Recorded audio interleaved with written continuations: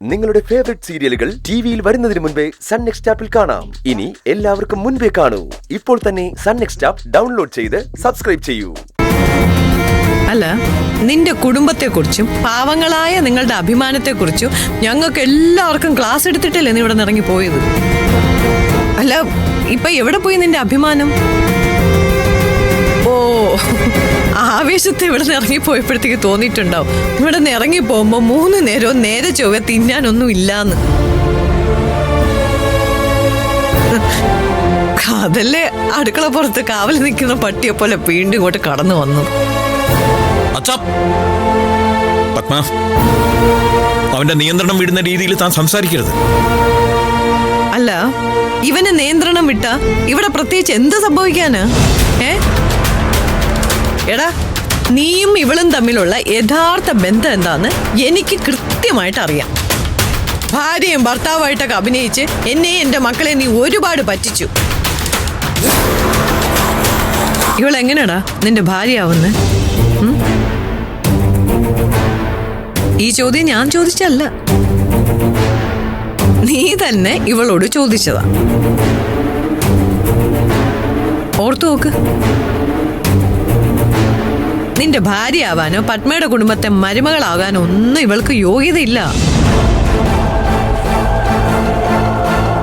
കാലിടുന്ന ചെരുപ്പേ വീടിന്റെ പുറത്താ വയ്ക്കേണ്ടത്. പുറത്തഴിച്ചു വെക്കുന്ന ഒരു ചെരുപ്പിന്റെ യോഗ്യത പോലും ഈ വീട്ടിൽ ഇവക്കില്ല. പക്ഷേ പുറത്ത് കിടക്കുന്ന ചെരുപ്പേ നിങ്ങളെ കൊണ്ട് ഞാൻ എടുപ്പിക്കും. ഈ വീടിന്റെ നടുത്തളത്തിൽ തന്നെ വെപ്പിക്കുകയും ചെയ്യും. ഇതേ സൂര്യയുടെ വാക്കാ. ഓ ശരി, മനസ്സിൽ വെച്ചോ. ഓക്കെ, വെച്ചേക്കാം. നന്ദിനി, വാ.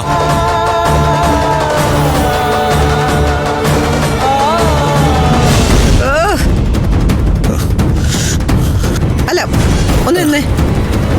അല്ല, നിങ്ങൾ വീണ്ടും അവളെ കാല് പിടിച്ചല്ലേ? എനിക്ക് മനസ്സിലാവാത്തോണ്ട് ചോദിക്കാം. അവൻ അവളെ വേണ്ടാന്ന് പറഞ്ഞിട്ടും അവൾ ഇവിടെ നിന്ന് പോരുതെന്ന് നിങ്ങൾ നിർബന്ധം പിടിക്കുന്നതിന്റെ കാര്യം എന്താ? അല്ല, തോട്ടത്തിലെ കാവൽക്കാരനായ സുദേവനോട് അതിന് മാത്രം എന്ത് കടപ്പാടാ ഉള്ളത്? എന്റെ കടപ്പാടുകളും സ്നേഹവും പറഞ്ഞാൽ തനിക്ക് മനസ്സിലാവില്ല. തൽക്കാലം തന്നോട് തർക്കിക്കാനും എനിക്ക് താല്പര്യമില്ല. അവന്റെ തിരിച്ചുവരവിന് താൻ ഒരുങ്ങിയിരുന്നു. താൻ മനസ്സിൽ പഠിച്ചു വെച്ചതൊക്കെ ഭംഗിയായിട്ട് പ്രസന്റ് ചെയ്യുകയും ചെയ്തു. പക്ഷേ അവൻ ഹോസ്പിറ്റലിൽ നിന്നാ വന്നേ. അവൻ എങ്ങനെയുണ്ടെന്നൊരു ചോദ്യം താൻ ചോദിച്ചില്ല.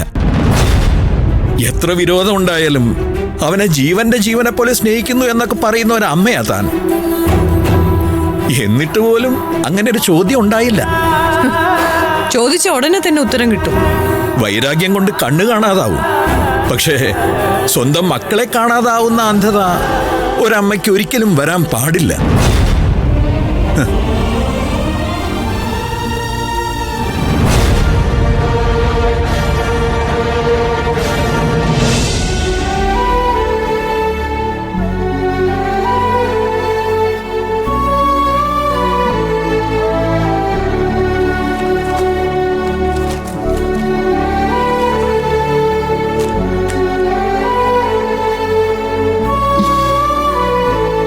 തിരിച്ചങ്ങോട്ടൊന്ന് കയറുന്ന ഞാൻ ഒരിക്കലും കരുതിയില്ല സർ. ഇനി ഒരുപാട് ബാക്കി ഉണ്ടാവുമല്ലേ? സാർ കുറച്ചേരം കിടക്കുന്നോ? ഏയ് വേണ്ട, കുറച്ചു നേരം ഇരിക്കട്ടെ. എല്ലാരോടും ഒരുപാട് സംസാരിച്ചിട്ടാ ഞാൻ ഇറങ്ങിയത്. ഞാൻ കുറെ ചോദ്യങ്ങളൊക്കെ ചോദിച്ചു. എല്ലാവരുടെ മനസ്സിലും അത് കാണും, സാറിന്റെ മനസ്സിലും. നന്ദിനി, മനസ്സ് തുറന്ന് തന്നെയാണ് ഞാൻ സംസാരിച്ചത്. ഞാൻ ചോദിച്ച ചോദ്യങ്ങളെല്ലാം എന്നോടായിരുന്നു. എന്നെ മനസ്സിലാക്കി തരാനുള്ള ചോദ്യങ്ങളായിരുന്നു. എൻ്റെ ഭാഗത്ത് വലിയൊരു പിഴവ് പറ്റിയിട്ടുണ്ട്. ഞാനൊരിക്കലും തൻ്റെ ഭാഗത്ത് നിന്ന് കാര്യങ്ങൾ കാണാൻ ശ്രമിച്ചിട്ടില്ല.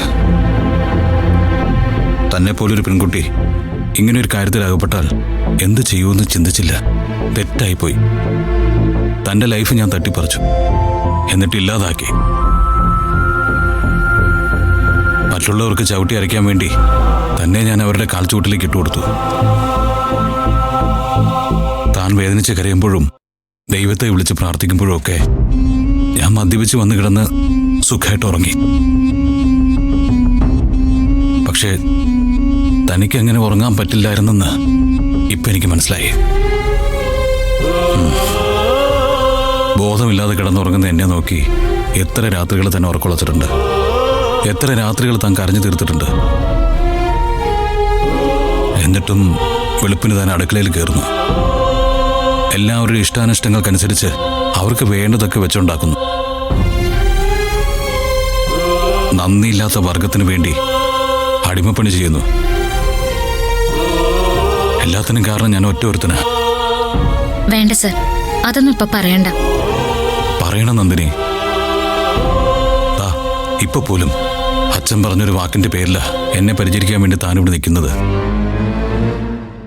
പക്ഷേ ഒരു കാര്യം താൻ ഉറപ്പിച്ചു. ഇപ്പൊ താൻ എന്നോട് ചെയ്ത ഈ കാര്യമുണ്ടല്ലോ, അതെന്റെ മരണം വരെ ഞാൻ മറക്കില്ല.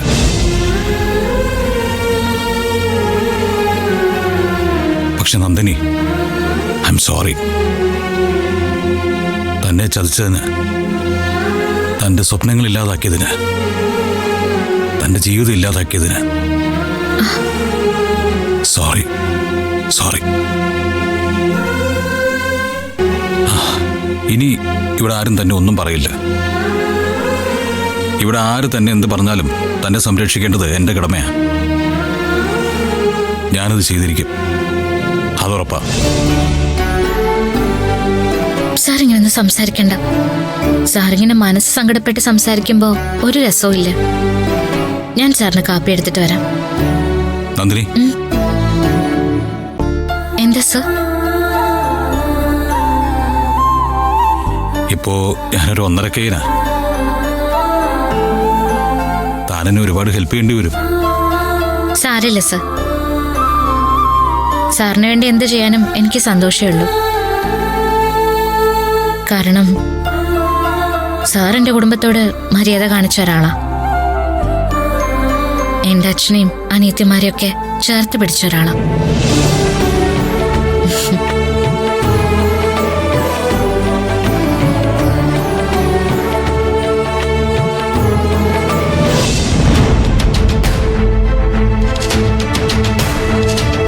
നന്ദിനി, നീ എന്താ തിരിച്ചു വന്ന? ഇവിടെ തന്നെ നിൽക്കാനായിരുന്നു ഉദ്ദേശമെങ്കിൽ നിന്റെ യാത്ര പറച്ചിലും ഞങ്ങളെ ചോദ്യം ചെയ്യലൊക്കെ എന്തിനായിരുന്നു? ആശുപത്രിയിൽ നിന്ന് ഞാൻ പോകാൻ തന്നെ തയ്യാറായതാ. യതീന്ദ്രൻ സാർ സമ്മതിച്ചില്ല. അത് നീ വെറുതെ കരുതിക്കുട്ടി പറയുന്നല്ലേ ഇവിടെ നിൽക്കാൻ വേണ്ടി. നിന്നോട് ഞാൻ ആ താലി ഊരി എറിയാൻ പറഞ്ഞതല്ലേ, നീ എന്താ അനുസരിക്കാത്ത? മാഡത്തിനോട് അത് ഊരിയെടുത്തോളാം ഞാൻ പറഞ്ഞതല്ലേ. എന്നിട്ടെന്താ മാഡം ചെയ്യാതിരുന്നേ? ഒരു പെണ്ണിന്റെ കഴുത്തിൽ കിടക്കുന്ന താലിയുടെ മാഹാത്മ്യം എന്താന്ന് മാഡത്തിന് അറിയാം. അതുകൊണ്ടാ കൈ പൊങ്ങാതിരുന്നത്. നിന്റെ കഴുത്തിൽ കിടക്കുന്ന താലിക്ക് എന്ത് മാഹാത്മ്യം?